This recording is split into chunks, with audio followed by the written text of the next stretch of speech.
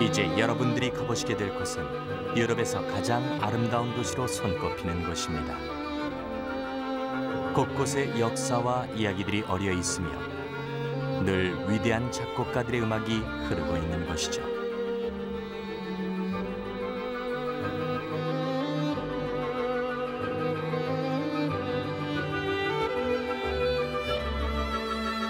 이곳에서 우리는 모차르트와 바흐, 베토벤, 그리고 비발디, 차이콥스키 등 수많은 음악가들을 만나게 될 것입니다.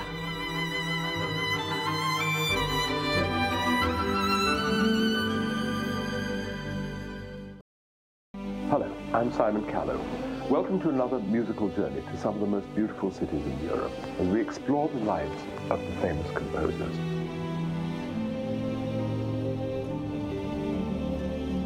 By looking at the places where the great composers lived, loved, and worked, we can gain an insight into what makes their music what it is. 헬싱키에서 상트페테르부르크까지는 그리 멀지 않습니다. 하지만 마치 시간을 거슬러 올라간 것 같죠. Welcome to Classical Destinations. I'm Matt Wills, and this is St. Petersburg. This city is absolutely one of the most beautiful cities in the world. This whole place is like one great museum, and you could spend weeks here and not see all of it.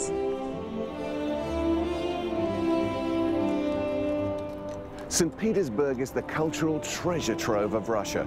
In its relatively short history, it's produced a wealth of ballet, theatre and opera companies, singers, writers, dancers, orchestras. There are over 500 palaces here. And the music, Rimsky-Korsakov, Borodin, Mussorgsky, Glinka, and of course Tchaikovsky are just some of the greats that this city has to offer.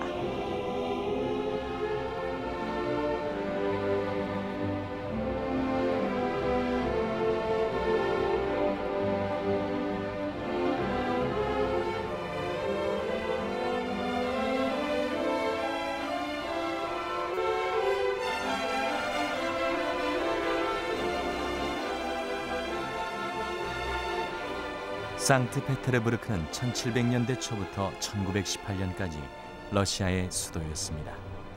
핀란드만 동쪽 끝 네바다강 삼각주에 위치한 이곳은 지금도 러시아의 북부 수도라 불리죠.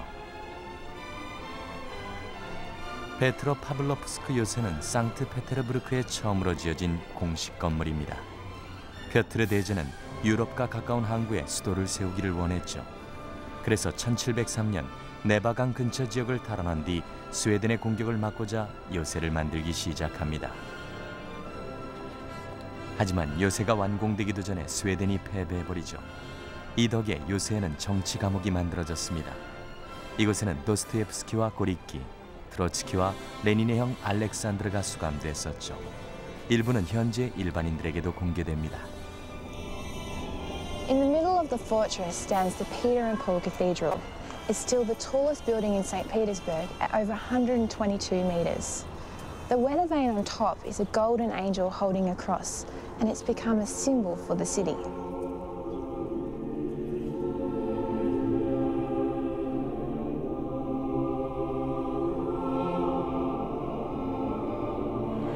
The cathedral is the burial place of all the Russian emperors and empresses, from Peter the Great right through to Nicholas II, the last Tsar, whose remains were found only a few years ago. Now this little cutout in the marble here is where the DNA sample was taken to see if Nicholas's remains were of genuine royal lineage.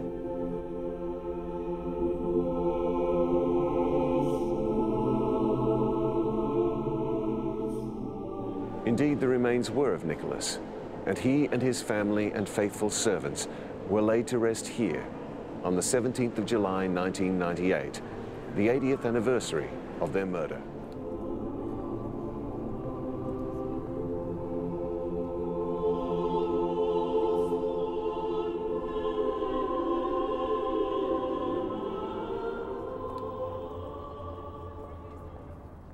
상트페테르부르크는 소란스러운 300년의 역사를 지닌 도시입니다.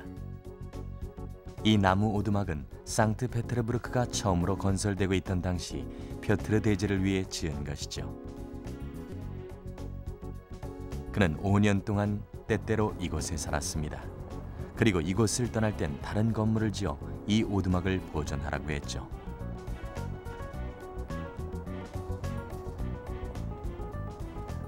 펴트르 대제는 이곳의 모든 건물을 돌이나 벽돌로 짓기를 원했습니다. 하지만 그럴 수 없게 되자 건물을 벽돌로 지은 것처럼 칠하라고 했죠. Almost everything about the way Peter built the city was grand. The palaces and boulevards are made to be viewed from a distance. And if you have time and the temperature is above zero, on foot is a great way to go.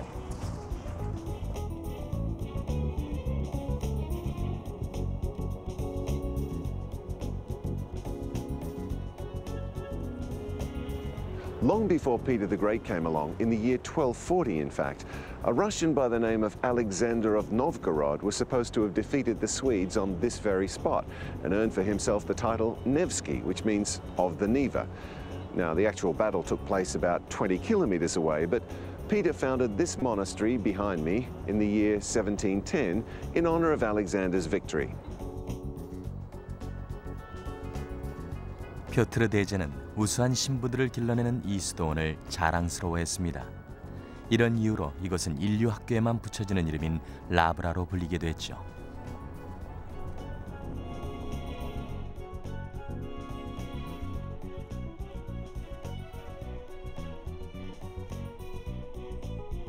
Inside the Lavra is a very special cemetery called the Necropolis of Masters of Arts, and this area in particular contains some of the greats of Russian music.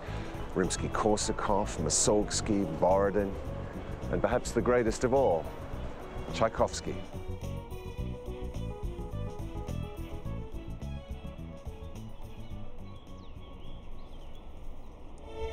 This grave belongs to a man not all that well known outside of Russia, but whose influence on those who followed was huge. 미하일 글린카는 러시아식 고전음악을 만들어낸 작곡가입니다. 1804년 돈 많은 상인 가문에서 태어난 그는 젊은 시절을 서유럽의 고전음악에 심취해 보내죠. 하지만 그의 머릿속엔 조국 러시아의 소리가 흐르고 있었습니다. 1836년 발표된 오페라 황제에게 바친 목숨은 이 모든 것에 러시아 가사가 덧붙여진 곡이라 할 수 있죠. 이 곡은 후대 작곡가들에게 큰 영향을 미치게 됩니다. 또 러시아 음악의 국민주의 운동을 촉발시키게 되죠. 차이콥스키의 첫 번째 작품 역시 글린카에게서 상당히 많은 영향을 받았습니다. 30 kilometers south of St. Petersburg is the Grand Palace of Pavlovsk, built for Tsar Paul I as his summer residence. And it's something to behold.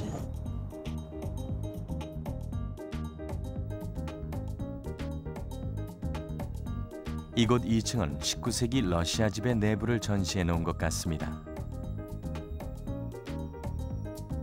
가장 매력적인 곳은 짜르 파벨 1세의 아내 마리아 펴도르브나의 방이죠. 이곳에는 독특한 18세기 물건들을 많이 볼 수 있습니다.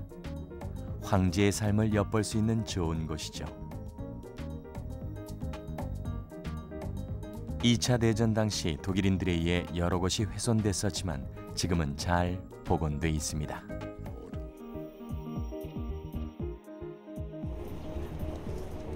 In 1838, the first Russian railway was built between St. Petersburg and Pavlovsk. It ran right through here and into a section of the park called the Great Star. In order to attract St. Petersburg society, great dinner parties and concerts were held here on a regular basis. 이곳 행사는 1856년 요한 스트라우스 2세가 객원 지휘자로 오면서 유명해지기 시작했습니다. 왈츠의 왕이었던 그는 상트페테르부르크의 매력적인 비내 음악을 들여옴으로써 러시아의 서부 문화를 퍼뜨리는 역할을 했죠.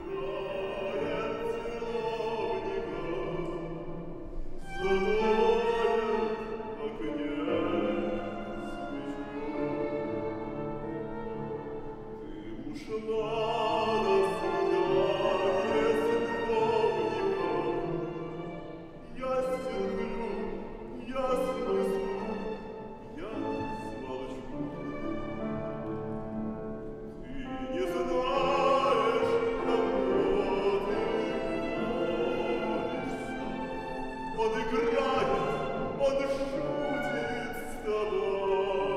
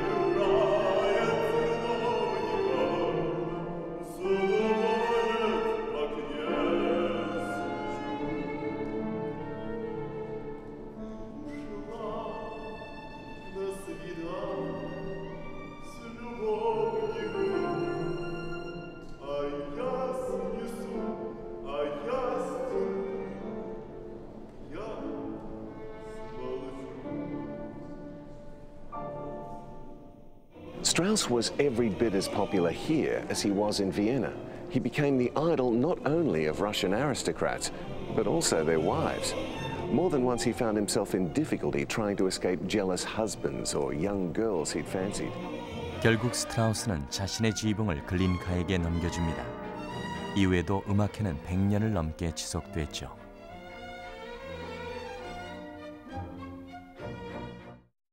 There are plenty of composers for whom composing is really just something to be done on the side. It's a bit like acting, really. Many in our hallowed profession still have to keep the day job. Alexander Borodin is a famous musical example. His day job was rather impressive. He was the professor of chemistry at the St. Petersburg Medical Academy from the 1860s and a world expert on things like the analogy of arsenical with phosphoric acid. After a busy day with his students and the test tubes, he'd come home, retire to the study, and tinker with an opera called Prince Igor, or perhaps the odd symphony or string quartet. He took his time over it all, which is really rather a shame because he dropped dead while overexerting himself at a fancy dress ball in 1887 when he was just 53.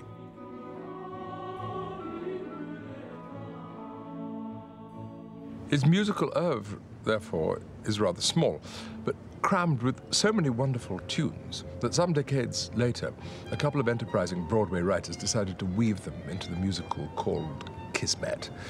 But the originals are infinitely more exotic, more sensuous, and much, much more dangerous, as here in the dances of the Polovtsian warriors and their maidens from Prince Igor.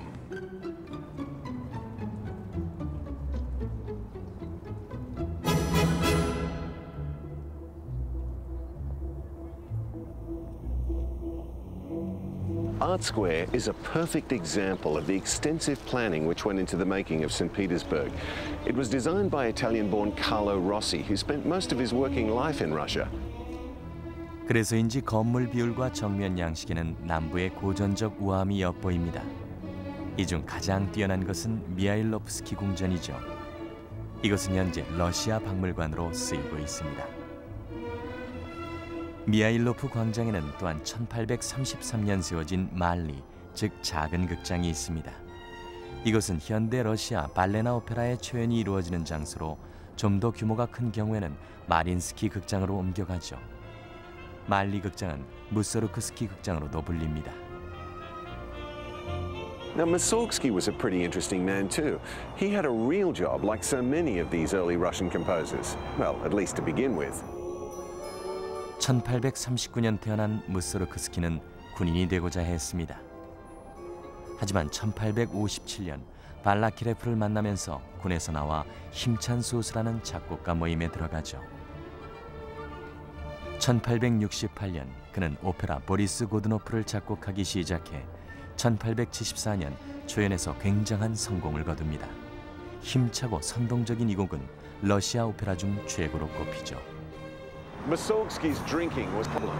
It sapped his ability for concentrated work. The last few years of his life creatively were very patchy. In 1881, he suffered an alcoholic seizure in the street and was taken to hospital, where he died a month later, a week after his 42nd birthday. 성 이사크 광장 한복판에는 니콜라이 1세의 상이 있습니다. 1760년대 이곳에 처음으로 지어진 주택 중 가장 오래된 건물은 푸슈킨의 친구인 시인 미야틀레프의 집이죠.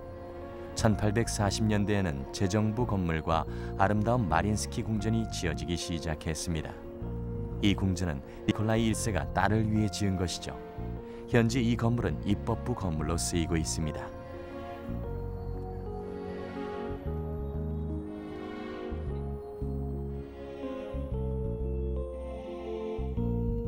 But the main attraction of the square is the magnificent St. Isaac's Cathedral.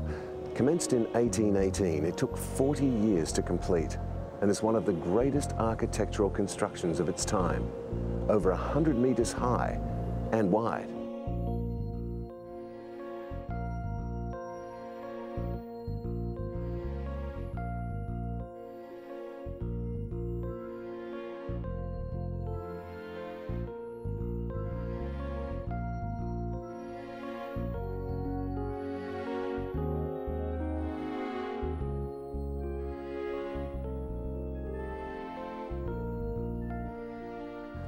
이제 아스토리아 호텔로 가보시겠습니다. The Hotel Astoria was built in 1912 and since then has been the hotel of choice for visiting artists and dignitaries. The guest list is quite impressive. Maxim Gorky, Fedor Shelyapin, Isadora Duncan, Anna Pavlova, not to mention members of the Royal Romanov and Fabergé families. And the view of St Isaac Square is just perfect.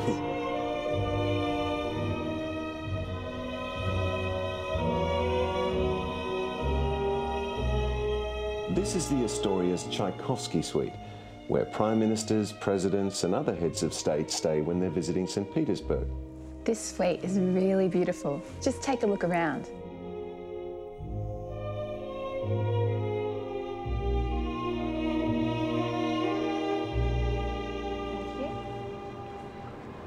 The Astoria is pretty central to most of the sites around St. Petersburg, but there's one creative icon just 10 minutes up the road.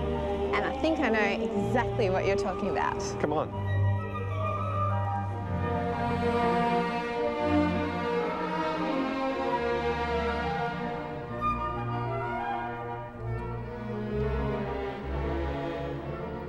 마린스키 극장은 알렉산드르 2세의 아내 이름을 따 지은 곳입니다.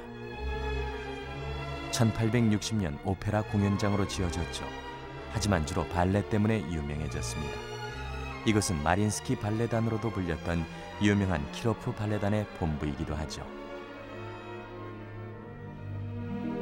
지난 세기 말 이것은 니진스키, 파블로바와 함께 전성기를 맞았습니다. 하지만 그 후로도 계속 누레예프나 마카로바, 바르슈니코프 등으로 유명세를 유지했죠. 하지만 세 사람 모두 서유럽으로 망명을 했습니다. Here in the main square of St. Petersburg, Palace Square, you can see some great examples of how different architectural styles have been combined to stunning effect. Over here behind me on the northern side is the magnificent Baroque Winter Palace, built in 1762. 남쪽에는 칼로시가 1819년에서 1829년 사이에 지은 고전적 그림색 건물이 있습니다. 참모본부로 쓰였던 것이죠. 또 다른 고전적 건축물인 개선문은 상트페테르부르크대로 네브스키 거리로 이어집니다. 서쪽에는 해군 본부가 있으며 중앙에는 당당한 알렉산드르 기둥이 서 있죠. 이것은 600톤이 넘게 나가는 붉은 화강암 기둥으로 1834년 이것을 들어올리기란 쉬운 일이 아니었습니다. 여기 있는 천사의 얼굴은 짜르 알렉산드르 1세의 얼굴을 모델로 한 것이라고 합니다.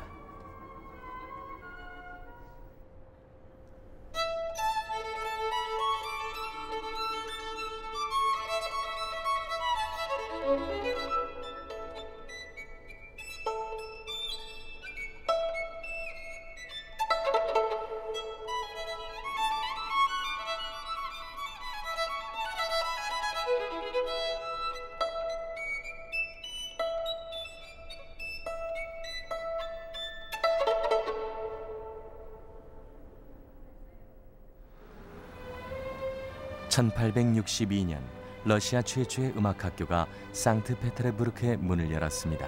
지도자는 루빈스타인이었죠. In 1871, this great man behind me, Nikolai Rimsky-Korsakov, joined the staff as professor and remained there for 20 years. But before that, he attended the Naval Academy in St. Petersburg. He wrote his first symphony while on a 3-year naval cruise. When he joined the staff here, Nikolai realized that he knew almost no music theory, despite the fact that he'd already completed 2 symphonies and numerous other works. So he taught himself in secret and became one of the world's great music theorists, particularly in music harmony.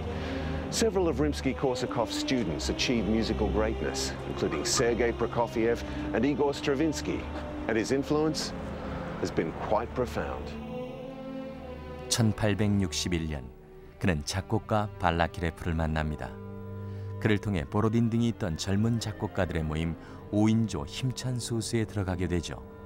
글린카의 영향을 받은 이들은 민족주의적 음악을 추구하게 됩니다.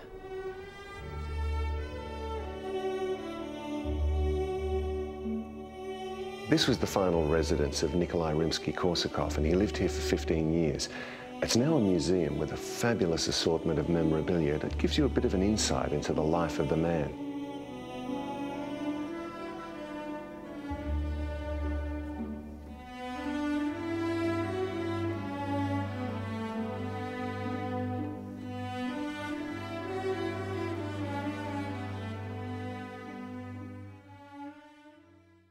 The gamble the St. Petersburg Conservatory took in appointing a raw 27-year-old to the professorship of composition in 1871 paid off. Rimsky-Korsakov turned out to be a very good teacher. Among his students was Stravinsky, who acquired much of his master of the orchestra from his great teacher.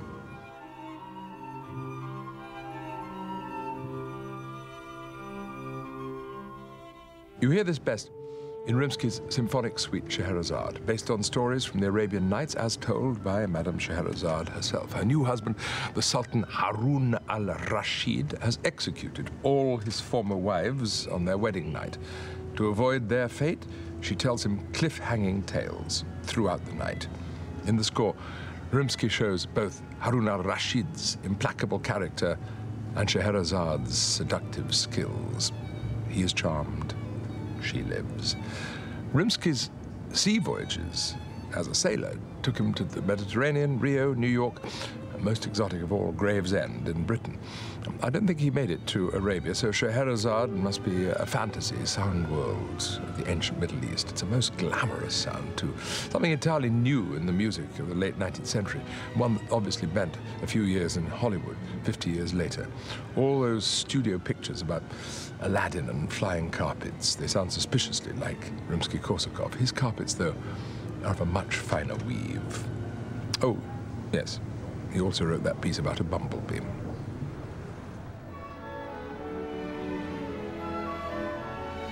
(1944년) 이곳은 그의 탄생 100주년을 맞아 이름을 림스키-코르사코프 국립음악학교로 바꾸었습니다. You know, I really admire Rimsky-Korsakov, the way he schooled himself so thoroughly in music and was able to practice on the work of his friends. And did you know that while he was working on Borodin's Prince Igor, he was actually writing some of his own most colourful works, like my favourite, Scheherazade. Yeah, an amazing composer. Well, we hope you've enjoyed this little snapshot of St. Petersburg. As you can see, it's a city rich in culture and the arts.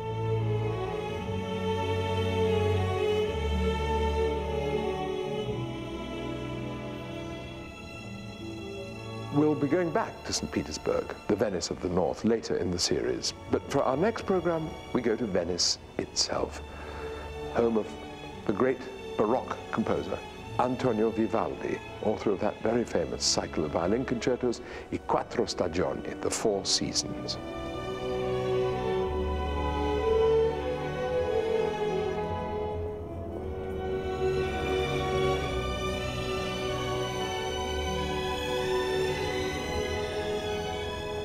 Venice, our next classical destination. So, it's goodbye from Matt and from Nikki and from me, Simon Callow. See you then.